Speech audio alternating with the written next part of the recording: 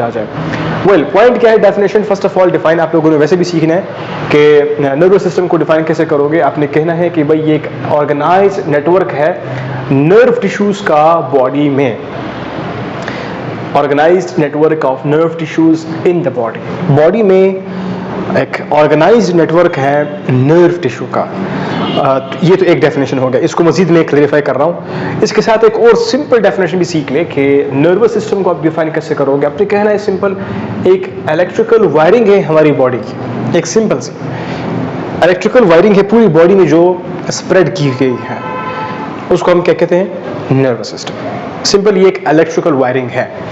तो biological definition क्या होगा कि ये ऑर्गेनाइज्ड नेटवर्क है नर्व टिश्यूज का बॉडी में। अभी सवाल पैदा होता है कि भाई ये नर्व टिश्यूज क्या होते हैं। नर्व टिश्यूज आप लोगों को पता होना चाहिए कि भाई हमारे पास क्या होते हैं, फर्स्ट ऑफ ऑल सेल होता है। वो सेल जब आपस में जुड़ते हैं तो वो टिश्यूज बनाते हैं, बहुत सारे टिश्यूज ऑर्गन बनाते हैं और ऑर्गन्स मिलकर के सिस्टम बनाते हैं। ये सीक्वेंस आप लोगों को पता होना चाहिए। सेल होते हैं, सेल कंबाइन करते हैं, उनकी कलेक्शन होती है बहुत ज़्यादा सेल्स की, तो वो टिश्यूज बनाते हैं और बहुत ज़्यादा टिश्यूज जब कंबाइन करते हैं वो एक ऑर्गन को तश्कील करते हैं और वो ऑर्गन जब कंबाइन होते हैं तो फिर वो एक सिस्टम बनाते हैं। तो हमारी बॉडी में बहुत सारे सिस्टम हैं, उनमें से एक है हमारे पास नर्वस सिस्टम। तो ये नर्वस सिस्टम क्या बना है, ये जो बना है इसको जो बिल्कुल बेसिक है वो हमारे पास क्या है, न्यूरॉन है।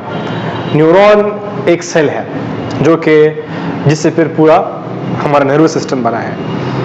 तो जिस तरह के बिल्कुल आपके बॉडी में ये एक जाल सा बिछा होता है फिर, तो इसीलिए हम इसको इलेक्ट्रिकल वायरिंग भी कहते हैं, एक सिंपल अंडरस्टैंडिंग के जरिए से अगर किसी को समझाएं हम।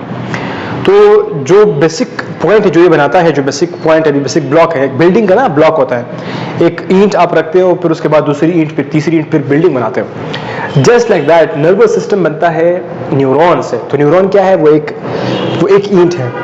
तो ये न्यूरॉन जब आपस में जुड़ते फिर क्या बनते हैं, नर्व टिश्यूज बनाते हैं। वो टिश्यूज जब फिर कंबाइन करते हैं तो दूसरे ऑर्गन के साथ भी, तो फिर वो एक सिस्टम हमारे पास पेश करते हैं। फिर उस पूरे सिस्टम को हम लोग कहते हैं नर्वस सिस्टम।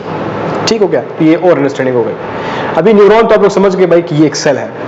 ये सेल बाकी हमारे बॉडी में जितने सेल्स होते हैं उनकी तरह होते हैं, लेकिन थोड़ा सा इसके शक्ल में डिफरेंस है।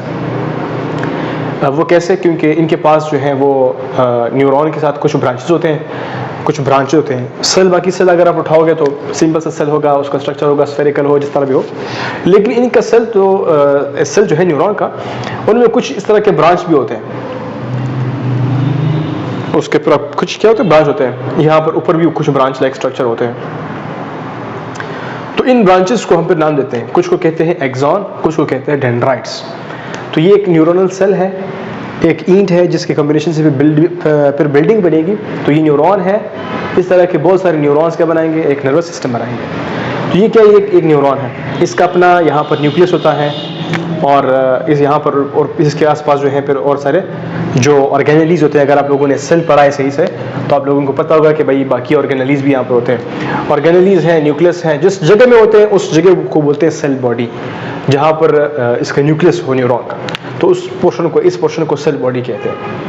और फिर इसके पास में क्या होता है, कुछ इस तरह के प्रोजेक्शंस होते हैं, मतलब एक्सटेंशंस होते हैं, कुछ तार होते हैं, कुछ ब्रांचेस होते हैं। इन वाले ब्रांचेस को जो सेल बॉडी से आसपास होते हैं इसको बोलते हैं डेंड्राइट्स। क्या बोलते हैं इसको, डेंड्राइट्स। और ये फिर उसके बाद सेल बॉडी के बाद जो बड़ा सा आप लोगों के बुक में भी आपको नजर आ रहा होगा, इस वाले ब्रांच को बोलते हैं एक्सॉन। और दूसरी बात ये कि ये बाकी सेल से एक और तरीके से भी डिफरेंट है। आपने ये कहना है कि न्यूरॉन का जो सेल है बाकी सेल की तरह है, लेकिन इसके दो मेन डिफरेंसेस हैं। एक ये डिफरेंस है कि भाई इसके पास ब्रांच लाइक स्ट्रक्चर होते हैं जिसको हम लोग एक्सॉन और डेंड्राइट्स कहते हैं। ये वाला एक्सॉन है और ये वाला डेंड्राइट्स है जो सेल बॉडी के पास होते हैं। जो ब्रांचेस सेल बॉडी के पास होते हैं वो डेंड्राइट्स है। जो ब्रांच एक बड़ा सा निकलता है सेल बॉडी से उसको बोलते हैं एक्सॉन। तो ये वाला क्या था, एक्सॉन। ये वाला कौन सा था, डेंड्राइट्स थे।